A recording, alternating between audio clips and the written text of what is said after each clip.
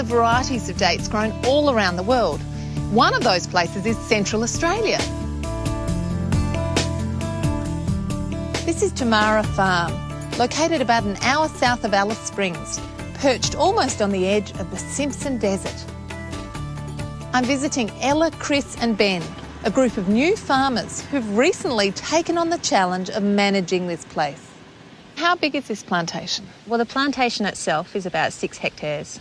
And how many trees? There's about 750 palms. Oh, wow. Yeah, so there's a fair few. The first trees were planted in 1991, stage 1, and it goes right through up to, I think, stage 8, that would have been planted probably in the late 90s. How hot does it get in summer? Well, it gets pretty hot, regularly over 40. It gets sort of 45, 46 on a hot day. And you also get frost too, don't you? Yeah, we had frost this morning. Dates obviously grow well here. Yeah. Do they need to be irrigated to fruit? Yes, they do.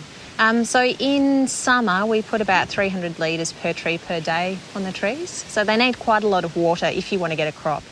Now, this looks spectacular. I never knew there were so many different dates. What have we got here, Ella? So this is 8 of the 12 varieties we have on the farm. We have Majul over here, followed by Bahi. At the back here, this is Kadrawi. These guys are Kalas. And then we have Thuri, Deglet Noor, Zahidi, Bostrami, and right on the end is Halawi. Now, all these different varieties, what are your favourites? I think probably my favourites are the Bahi because I think they're extra delicious and caramelly. Can we have a taste? Absolutely. Try one of the Bahi. They're awesome. They're so soft. They're incredibly soft Beautiful. and sweet. Yeah. They're quite different to these ones, the Thuri. They're a chewier variety. So, yeah, try one of those. You sort of have to crunch them with your back teeth.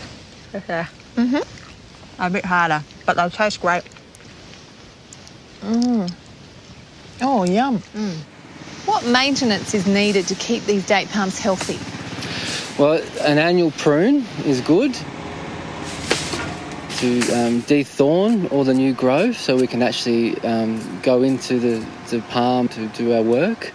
We need to have good airflow, so we need to remove all the old growth, and we need to remove all the old flowers so the new flowers can come through.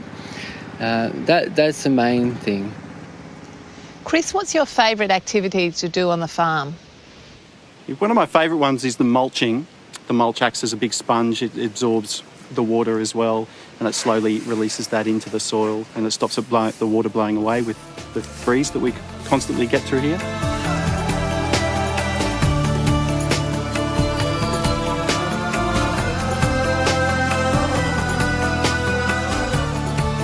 Palms are ancient plants, and they're interesting because they're dioecious, meaning they have separate male and female plants. Now, how does that work with pollination? Because in nature they'd be wind pollinated, wouldn't they? That's right. But we collect the pollen from the male palms and we put it into one of these devices. Obviously we have no flowers at the moment. That comes a little bit later in the year. But if we did and the conditions were right, so over 28 degrees, relatively still, what we would do is poke this very long pole up into the female flower, and then we blow down this tube and it blows the pollen up into the flower.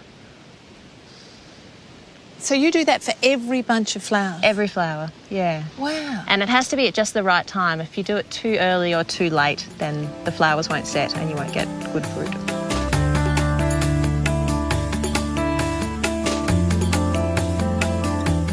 They're a really incredible plant. They're very hardy and there's so much you can do with the fruit, which we're just starting to have time to do now.